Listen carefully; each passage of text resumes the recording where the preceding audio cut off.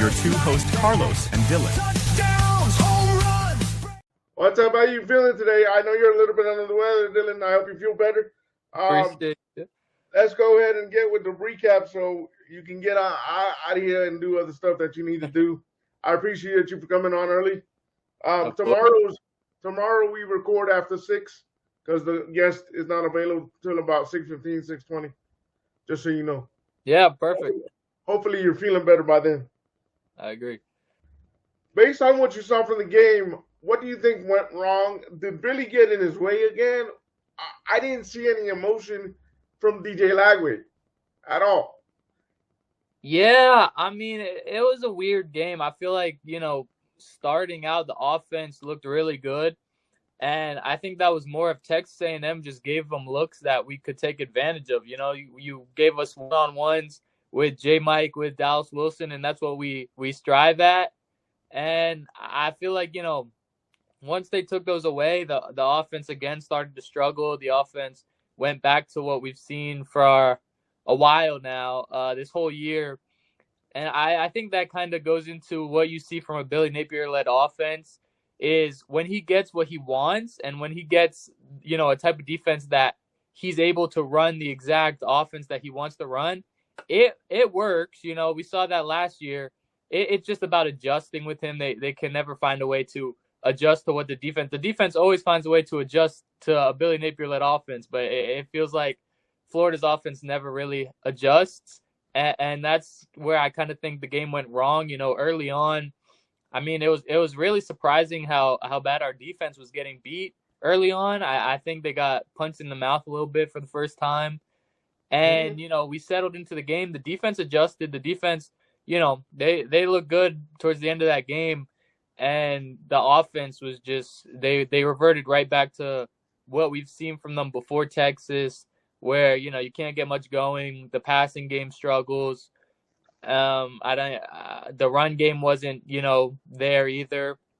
So it was just a all around tough game. I think the pros of it is you saw how special our wide receivers can be. Dallas Wilson again. He showed that Texas wasn't a fluke. I mean, when he got targeted, he was open a lot, and he got the ball. J. Mike had some big plays. I think we kind of saw more of what we expected from him. And even Eugene, I mean, we talked about Eugene might be done here, but he made some plays. He had some I finally saw a sighting of Eugene a couple times. Yeah, it's exciting when you get to see him a little because he's a good ball player. So yes, he is. I think really it just came down to the same problems we've been having for a while now, and it's just the inability to kind of adjust and, run a unique offense. I feel like, it's kind of just if the defense isn't ready for it, it will work. But once they realize what's coming, it's pretty easy to realize what's coming, and we see the offense kind of go downhill from there. I thought it was me, but in these 4 years, I haven't seen Billy adjust his offense when he needs to do adjustments. Yeah, I mean, it feels like it's a reoccurring thing, and we've heard coaches say it. We've heard coaches say, what's coming from them after you've seen it. Miami's coach said that. I think even some USF coaches said that. USF said it, yeah. Yeah, and you kind of expect him to say, all right, people are catching on. Let's change things up, and it feels like, I'm not going to say that I'm the guru of understanding what's going on offense, but it doesn't feel like, we've seen any changes. So it's definitely, I mean, at this point, it kind of seems like it's leading to his demise, but we'll see what happens there. And there's like 3 or 4 staffers, maybe more, that are on the Texas A&M. So they had a better beat than anyone we've played. Yeah, well, that was surprising to me is early on, it kind of seemed like they were playing into our hand a little bit, like how I mentioned. Even one-on-ones for Dallas Wilson and J. Mike. Yep. I mean, even the announcers were kind of like, this is where Florida finds success, and this is where Florida can find success. And then Texas A&M moved off that. I was a little surprised that they started the game that way because I feel like it's been pretty obvious that, with Napier and with Lagway, if you kind of make them work underneath and you don't give them the big shots with your talented wide receivers, they struggle a little bit. And we saw that again when they adjusted. Based on Billy on Monday's press conference, do you think Billy was more honest? Also, there's rumors, or maybe you can confirm because you were there, that AD Scott Strickland was at the press conference, which is something out of the ordinary because he's never there. Yeah, he was there. He was sitting right behind me. I told some people were asking me, and I was like, yeah, he's sitting right behind me. It was a little unusual just because I saw some people say it wasn't unusual. I mean, every press conference that I've been to on Monday and Wednesday, I have not seen him there yet. This was the first time. I always see him, the last couple of games he's been at the press conferences after the games, after, I think, even after Texas he was there, after USF he was there. But I've never seen that's common. But the Monday press conference kind of it caught me off guard because I heard it from the high top. I just wanted you to confirm that he got word from you that the AD was sitting right behind you. Yeah, he was there. So that, I mean, whatever you want to take from that is, I think we blow stuff out of proportions a lot as a fan base. And obviously, I mean, it's Wednesday and nothing has really changed. So who knows if he was just there to, have a conversation with Napier after, check in, who knows? But he was there. About the press conference in general, I did see a lot of things where people were saying he knows, his fate. He knows this and that. I thought that he was a little more open. A lot of people, noticed that. I mean, even at the very end, I asked him kind of a tougher question where in the earlier part of the season, I kind of would have expected him to be give me a little pushback on it, Yeah, a little. And he was get out of here kind of thing. yeah, and he was much more open about it, which is always nice as a reporter because when you ask the tough question, the fans want you to ask the tough questions, and then you ask them, and he kind of just brushes them off, and you're like, all right, I'm not doing any good there, What was your question, if I may ask, because I can't remember from seeing the video. Yeah, I asked that last question. He had mentioned again that we were close. He's mentioned it a couple times. Yeah, I got you. I basically asked, I said, when is close not good enough? At the end of the day, we've been close for the whole season. He's mentioned it multiple times, and I asked if there was kind of an urgency to not be close anymore, to kind of push us over the edge. I got you. And I mean, his answer was good. I think a big part of his press conferences and him as a person is just he loves to protect his players. And, he kind of said that. He said this group of players is like, they have a lot of drive and they're driving to, be the best that they can. So, I mean, in general, he was pretty open. There was a very funny situation where one of the reporters asked about Sharif Denson. Apparently, I haven't seen the video, but apparently he threw water on a fan or something. And Napier kind of just completely jumped over it. Wow. Yeah, in his defense, maybe he didn't hear the question correctly because he just started talking about how good A&M is, and we're gonna move on. So I'm not sure if he didn't hear it, but there was still a little bit. You get that with any coach, and Napier is one of them in my experience where if you ask him a question he doesn't necessarily want to answer, sometimes he'll give you the runaround, which. All respect typical to him. Coach. Yeah, that's typical coach thing. That's nothing to, hate on him for. But yeah, he was pretty open in the press conference, and I thought all around there wasn't, you tend to see some coaches kind of get hostile towards reporters when they know things are going, poorly. Yeah. And in Billy Napier's defense, I mean, early on in the season there was some of that at times. But he was super, kind. I mean, everyone says he's a kind person, and you can see that in the press conferences. And, he was pretty straightforward and forthcoming. So give him respect for that. Am I reading too much into the tea leaves? Because there's one question that really stuck when I watched the video, and I'll be doing a video about the press conference because they asked him about the James Franklin being fired from Penn State. And he basically answered it like, okay, it's part of the job, but even if I get fired, without saying this, I'm still getting paid. Yeah, that was another one where I kind of expected a little pushback from him, and he didn't give it. Which you can say that's kind of him accepting his fate, or you can say whatever you That's want. what I'm But reading into. yeah, I mean, it's definitely a thought. I mean, he kind of did just say that's what we take the job for. You get paid handsomely, and you're gonna have situations where you get fired. So I don't know.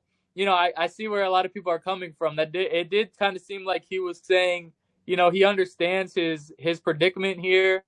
I wouldn't go on to say that necessarily the decision has been made, because at the end of the day, you never know what's going on behind the scenes. I know there was an article that even came out today saying that Scott Strickland talked to boosters, and it might be done this weekend. He might be fired. You never Yeah, know. there's rumors going around that they're just gonna wait out one more game and blah blah blah. Yeah. I mean, there's always going to be rumors. I think at the end of the day, none of us know. Even you might know because one of your best sources told you something, and then Yes. they'd be wrong. You never know.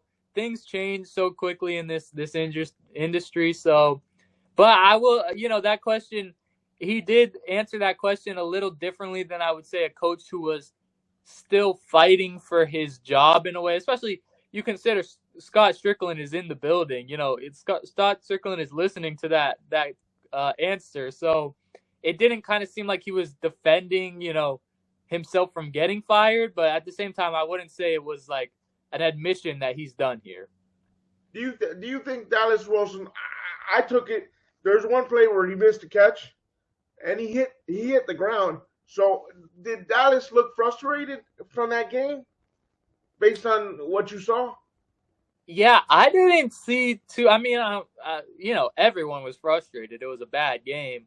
Yes. I think if you weren't frustrated, that's when you start questioning like what's going on there, But I didn't see too much of him, standing out as someone extremely frustrated. I do think there was a couple times during that game where he was open, and either Lagway, missed him, or the pressure got to Lagway before he could hit him, or they didn't get the ball to him. So I think it could be frustrating, especially when you come out against Texas and you have everything go right. You make all the plays, and then you come out and you start the game the way he did, making a impact quickly.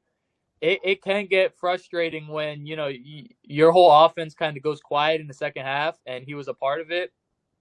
But I didn't necessarily. I'm not buying too much into him being extremely upset or anything Okay. out of the ordinary. I think everyone's upset right now, and they should be. And I wouldn't buy into. I mean, he even if you follow him on socials, he was posting about Yeah, I him do and follow him on social. CP3. Yeah. He's been posting pretty up. Happy stuff. I wouldn't say he's one of those disgruntled like you see in the NFL. I wouldn't say he's AJ Brown disgruntled Yeah. where No. he's No. No. freaking No. out. You know what I mean? Yeah, I So, got you. but I do think everyone's upset. So I'm sure he's a little upset about how that game went. What do you think could have been done differently for us to win the game? Because again, I didn't feel that energy. And Billy in the Monday press conference finally came out and said DJ is limited, so I can't run the RPOs the way I want to run them. Which you should have said that from jump. You probably would have saved your job if you would have said that at the beginning of the season instead of saying he's 100% fine. Yeah, I mean, at this point in the season, I can't even pinpoint what can be done differently other than we just need a reset. At this point, I gave him the time. We're 2-4, and we Yes. have the talent to be, more than 4-2, 5-1, 6-0. Yeah. And so at this point, it kind of just feels like there's no way back. I think a lot of the problems stem from the offense, like we talked about, with not adjusting, being pretty one-dimensional. I think Texas A&M, once they adjusted, our offense went quiet the same way we've seen them go quiet for half the season now, 3/4 of the season. So I really just think, there at this point, it feels inevitable that something needs to change. I don't think he can fall back on, oh, we just need a new OC, or, oh, we just need this and that. I mean, the DC that you brought in is amazing. He's done a great Yeah, job. yeah, he's done You an awesome brought job. in an OC. Yeah, you brought in an OC, and he doesn't actually call the plays from what we know. I mean, Napier himself, said that. He So admitted it at to it. this point, yeah, at this point, I mean, you're in year 4. This was the year with high expectations. I think at this point, it's kind of just, it's a foregone conclusion that it's not going to work out. I don't think any result against Mississippi State changes that, unfortunately. What? Okay, go. I'm gonna bounce off that answer. Why is Scott waiting so long? If you're gonna still make beef stew, and the beef stew, you're adding ingredients to the beef stew, but the beef stew's still coming out bad or not the way you're supposed to come out. What's the point of waiting? Yeah, I mean, at this point in the situation, I can't even, find a reason to understand it. You know what I mean? Like, I get, a lot goes into firing a coach, a lot goes into hiring a new coach. All this stuff has so many moving factors. And, at this point, I don't think any of us are ever going to understand what will go into it. At the end of the day, I mean, I know a lot of people said that coming into the year, they had a set goal for, if he wins, I think, Eight games. some people said 8 games. If he Was what wins I 8 heard. games, then he stays. And I mean, I understood, letting him go until that's out of the picture, and it's still in the picture. He could win Yes, out. technically. But at the end of the day, I don't think anyone expects that. And if you're already setting a goal for 8 wins and you're just setting it and forgetting it, that's horrible. You see how talented this team is. This team is not a max 8-win team. You know what I mean? Like, this team, I mean, I was even underselling it at the start of the year. I was kind of, worried that I was overhyping them, but they're better than I expected. This defense is legit one of the best in the country. Dallas Wilson and Vernell Brown are legit 2 of the best freshman wide receivers we've seen in the 100%. past couple years. DJ Lagway, we saw last year, was one of the best freshman quarterbacks we've seen in a while. So this roster is so talented that I think, if there was if he wins 8 games, he stays, mentality, that should have gone out the window in week 2 or in week 3 when, he's losing to USF, even though all the talent is clearly there. So at this point, I think maybe, giving them benefit of the doubt, maybe they're just making sure everything's set up, making sure that everything is ready to go. So when you fire him, you have everything, because you think about NIL. I mean, who knows what's going on behind the scenes of telling your players, hey, listen, like, he might be done here, but we want to get a deal with you so you don't freak out and leave when he's gone. You know what I mean? But So I believe if I was a kid during this time, you got to let me know who the coach is going to be before I decide to sign the NIL. Yeah, and it's a tough thing because, we talked about it before. There are so many factors into what's going to make a kid stay and what's going to make a kid leave. I think NIL is a huge factor. The next coach coming in is a huge factor. Their loyalty to the school is a huge factor. I mean, I'm sure there's some kids that are here because they want to be a Florida Gator, and no matter who the coach is, that's not going to change. So Yeah. I think there's so many things, and who knows? I mean, at the end of the day, it might be a foregone conclusion.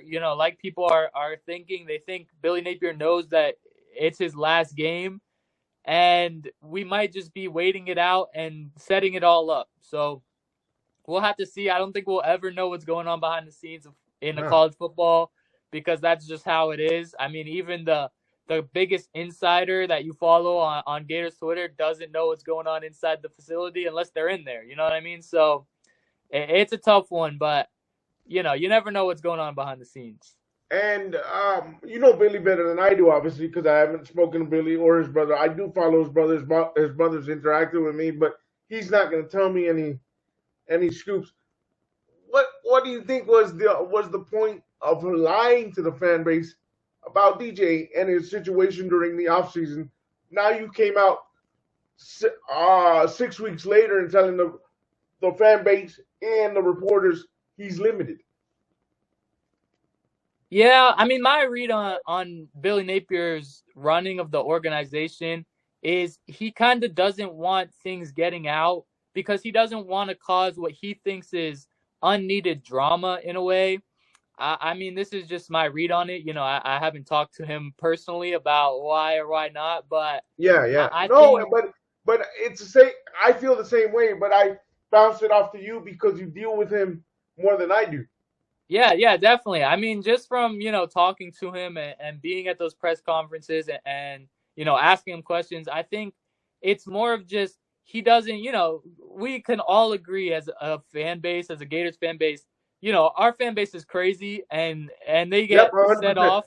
They get set off with, the slightest thing. So I really do believe that a lot of him not telling us, even telling the reporters about injuries until the injury report comes out and telling us about the extent of what DJ Lagway was going through in the offseason.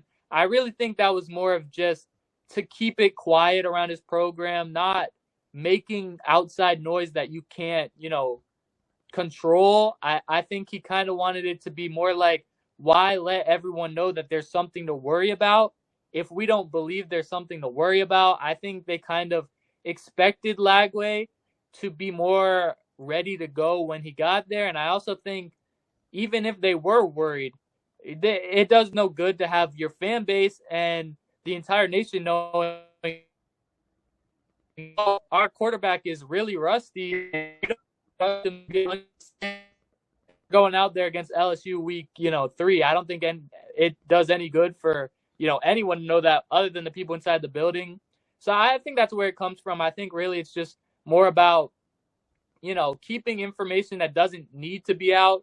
And I think it's even proven, as the season's gone, he's become a lot more vocal and transparent with this stuff. I mean, even a couple weeks ago, I think it was after the Texas game, he mentioned how there will be a story written about how much DJ Lagway went through in the offseason.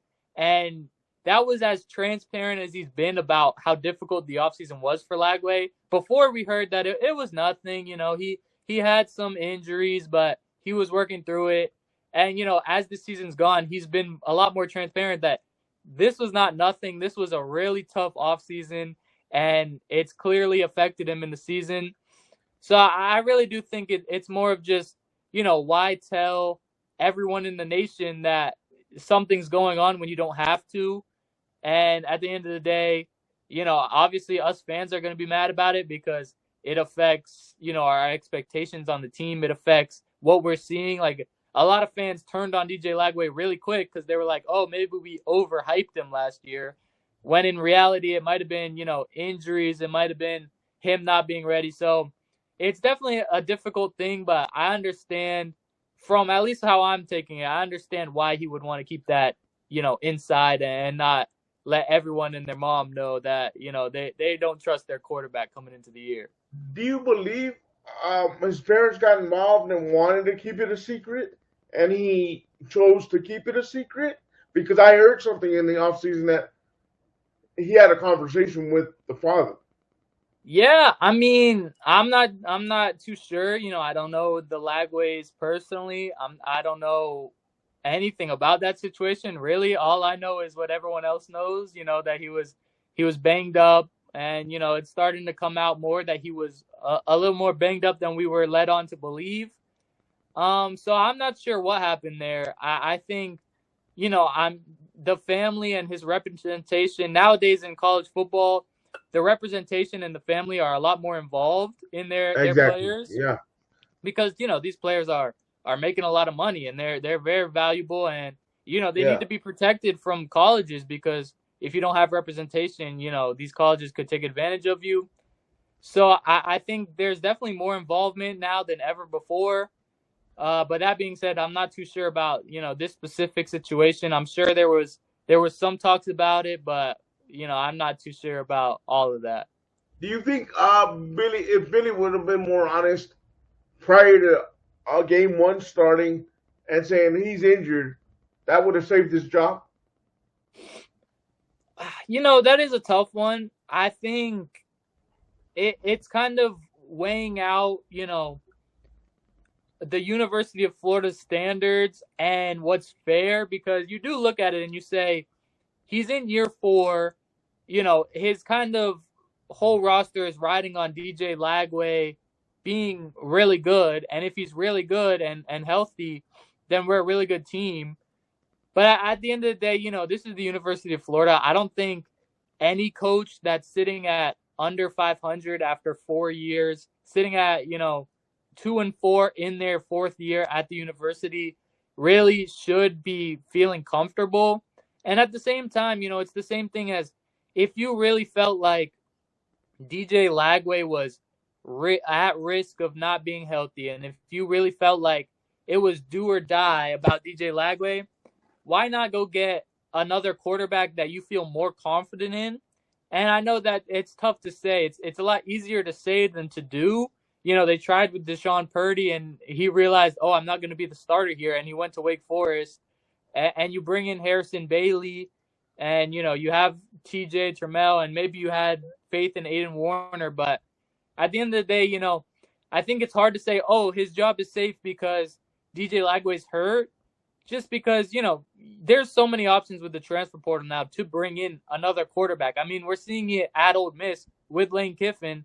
They didn't expect Austin Simmons to be hurt. They still brought in Trinidad Chandlis, who, was kind of an unknown since he was at the D2 level, but he was a national champion at the D2 level, and he was tearing the world apart at the D2 level. Yep. So, it's hard because you do want to give him the benefit of the doubt of, maybe this season goes differently if DJ Lagway was fully healthy. But at the same time, stuff happens in college football all the time. If you're going to be a good coach at the University of Florida, there should be no situation where you're what is his record right now? 21-23? 21-23. Yep. Career at Florida in year 4. And you're sitting at 2-4 in year 4 at the University of Florida. That's just unacceptable. No matter if DJ Lagway was healthy or no matter if DJ Lagway missed the whole year. Now I'm going to put another hypothetical. Knowing what he knew from DJ Lagway, why didn't he start TJ from the beginning? Yeah, I mean, again, that kind of goes back to what I've been saying about the Lagway situation this whole time. And, I think it's been pretty clear, even before the season started and when we had high expectations, every single talking head would have told you this team goes as far as DJ Lagway takes them. Every single talking head, when the news came out that DJ Lagway might not be ready, when the news came out that he wasn't throwing in practice, everyone said, let's take a step back on Florida because, without a healthy DJ Lagway, this team's not that good. So it kind of feels like the whole season was riding on having a star quarterback like we thought we did. And I still believe he's a star quarterback. I still believe he's a star, but TJ has the same tools DJ does. Yeah, it's tough. I don't think, all due respect to Trammell Jones, I think he's a really good quarterback. I think we're kind of overhyping, how close he is to DJ Lagway. DJ Lagway was a can't-miss 5-star, top 5. I think he was, at one point, the number 1 quarterback in his class. He was the number 1 quarterback in the nation. TJ has shown flashes that he's going to be really good, and he was obviously ranked out of high school. I mean, it was a lot due to his injury. At the same time, we've seen him against LIU in the second half, and we kind of all jumped the gun in. This kid's phenomenal. Like, we have no drop back from DJ Lagway. There would be a drop off from DJ Lagway, I think, at the end of the day. And you're kind of trusting, I get we trusted a freshman last year and it worked out with DJ Lagway, but that's just, in my opinion, how good DJ Lagway is. If you're going to, try to strike gold twice in 2 years and say Trammell Jones can come in and be a DJ Lagway, influence and him as a freshman, I think that's super risky. So I really think, at the end of the day, as much as I love Tramel Jones, I think Tramel Jones is going to be a great quarterback. I'm still not putting him in close tier with DJ Lagway.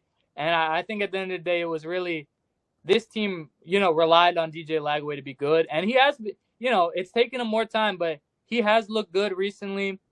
It was a tough situation with, I feel like there was no outs, there was no, oh, he could have done this to, help DJ Lagway. Because at the end of the day, you kind of need your starting quarterback to play to have a good year. And he played, but he hasn't lived up to expectations. Gator Nation, you're about to call me a Disney Gator, and I don't give a fuck if you call me a Disney Gator, because I feel bad for DJ and I feel bad for Napier, because I think Napier's offense can't be run if DJ's hurt, and he doesn't want to give another spread offense type quarterback with injury history a shot to run his offense. Yeah. I mean, it's tough. I mean, we talked about it, I think, a week ago, and I talked about how when I wrote my predictions for DJ Lagway in this offense, I kind of mentioned that DJ Lagway transforms Billy Napier's offense into a good offense, and he did it last year. I mean, we weren't necessarily a top offense in the country last year with DJ Lagway, but we looked a lot better than what we had before he came in. So it's tough. I think, the thing that I kind of get stuck on is if your offense is so reliant on a game-changing generational quarterback changing it into a good offense, then it's not a good offense to start with. You know what I mean? I agree. If you need your quarterback to be healthy and be able to run as much as you want, if you need your quarterback to be a Lamar Jackson type to be an elite offense, then it should not be the offense you're relying on.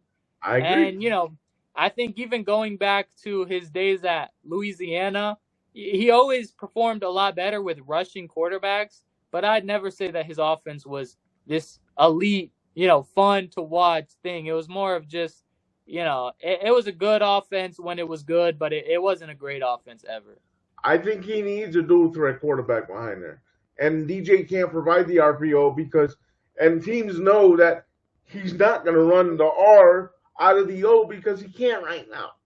Yeah. So that's why I've always suggested, and trust me, I've seen TJ's tape, but that's the only reason I've suggested TJ, because if I was in Billy's shoes, I need an R to the O. I don't have it with DJ right now because he's limited.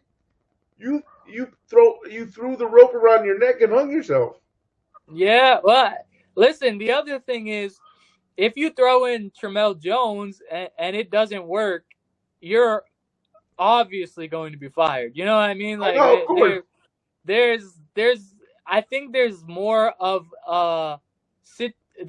a prospect that if DJ Lagway is running in your offense and he just doesn't look 100%, you save your job just by saying, well, imagine what we could do when he is 100%, more than, having to explain yourself. Yeah, I sat DJ Lagway when he will tell you that he was ready to go, and then Tramel Jones kind of flamed out, and we're sitting at maybe even 1-4. I understand, but in terms of last game, do you think we missed on all three phases, or it was just the fact that the defense got tired and we couldn't get the offense started? But 2025, it seems like he's been trying to rev that engine, but that engine, unfortunately, is limited, and that engine is called DJ Lagway because you don't want to put TJ in there. Yeah. I think, the A&M game kind of, to me, felt like a tale of two halves, and it felt like in the first half, our defense didn't show up, but our offense did. And it was like, oh, nice, our offense is here. Now, just if our defense can step up, then we can win this game.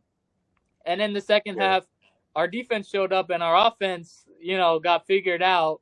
So it was really tough. I think, if Florida wanted to win that game, we kind of needed to see a little bit of Texas where our defense and our offense shows up.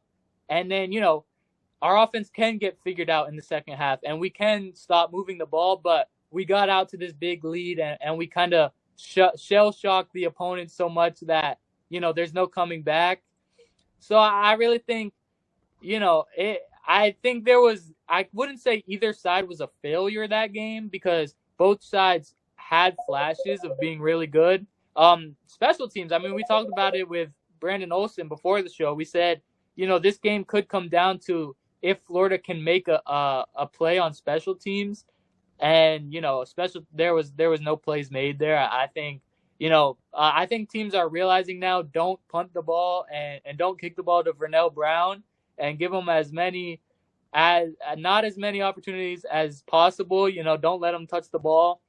So it was just a tough game. I think it sucks because it really feels like Florida's chances of winning are, can we catch them lacking on offense where, they don't figure out our offense yet and get out to a big lead and then kind of, demoralize them where there's no coming back in the game, more than can we play a full game, 4 quarters of really good football and win a game. And it's felt like that with Billy Napier for a while. I don't really remember a game where it was like, wow, Florida just played a complete game and they looked good from quarter 1 to quarter 4, Yeah. So it's tough. I mean, it goes back to what I'm saying. I think, the experiment's kind of over. This was the year where, Napier could really turn it around and we could be talking differently, and it just hasn't felt like that. So it really does feel like we're at the end here. Any final thoughts? Obviously, and give me some thoughts going into the Texas A&M game. Obviously, don't go into detail because we're gonna have to do the show. So, do you believe we can win against Texas A&M, or is it 2-5 and see you later, Billy? Thank you very much. Collect your $10 million. You did good recruiting, but go collect your $10 million for the next 5 years or whatever it is right now. And we'll see you later. Yeah, Mississippi State, I believe, not Texas. Yes, homecoming. Yeah. So yeah, I mean, I believe that we should win this game. Not can win this game. We should win this game. I mean, it's at home. We found that the Swamp wins you games a lot. Yes. I think DJ Lagway is obviously more comfortable at home. I think, when, like I mentioned earlier, when you get out to a lead at home, it's so much different than getting out to a lead on the road. You can hold that lead so much easier. And I just think Florida's the way more talented team on both sides of the football. I mean, shout out to Mississippi State. They've actually done quite well this year. They surprised a lot of people. But at the same time, I still think that we're so much more talented than them. So this should be a win. I don't think this win, by any means saves Billy Napier's job. I don't think it will tell us anything about Billy Napier because, like I said, it should be a win. You have so much more talent. You're at home. It's homecoming. There's all types of factors pointing to this should be an easy win for Florida. That being said, I was in the stands when Florida lost to Arkansas, and they were like, 4-8 or something? And, oh, man, that was a bad one. I mean, we missed the game-winning kick, and then we lost in OT. That was horrible. I've been to games where we should win it and we lose. So I'm never saying never, but I do believe that Florida should win this game. And I really hope that we see, a fun one. If we can't find hope in this season anymore, sitting at 2-4, I just want to see Dallas Wilson go out there and ball out again. I want to see DJ Lagway look good.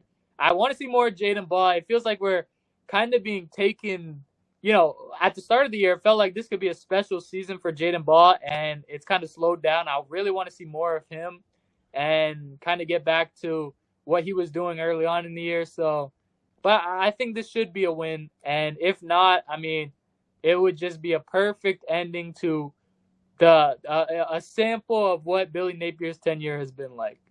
I feel that's another person I feel bad for, Bob, because I think he could be a workhorse and a special running back. It's just Billy Napier gets in the way. Yeah, there's so many, there's so many people on this team that you can feel bad for. And I think that should be something that, the decision makers look at. I mean, think about it. This defense has no one talks about this defense anymore because we're 2-4 and, it's been a bad year. If we were winning games, this defense would be being talked about as one of the best in the nation. Yes. Their draft stock would obviously be rising. Yes. I mean, I'm not saying that it's not rising now, but less people are watching them. Less scouts are watching them. If we were winning, I can't imagine how much hype this defense would have right now. And like you said, Jaden Ball would have more hype if he was getting the ball more. DJ Lagway, I think, in a better offense, wouldn't be getting so dragged and slandered. And all these guys are talented enough. I mean, another one, I know I always talk about him, J-Mike, man. J-Mike came here. Oh, J-Mike, yeah. J-Mike's getting robbed because of Billy Napier.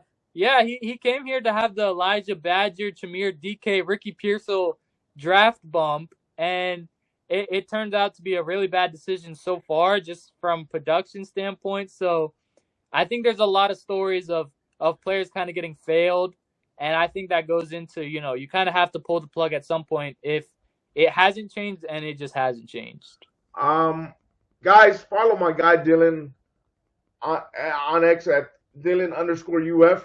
I'm going to say his spiel because I know he's sick. And follow his writing at Gators SI. Follow the whole team on Gators SI.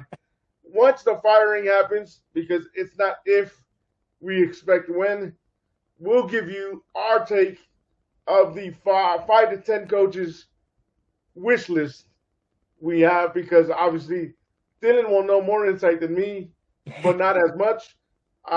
Guys, yes, we'll have Kiffin on the list because you guys want Kiffin, but trust me, it will take. If you think paying Billy Napier $20 million to leave Florida is a lot, if we were to get Kiffin, expect that contract to be crazy.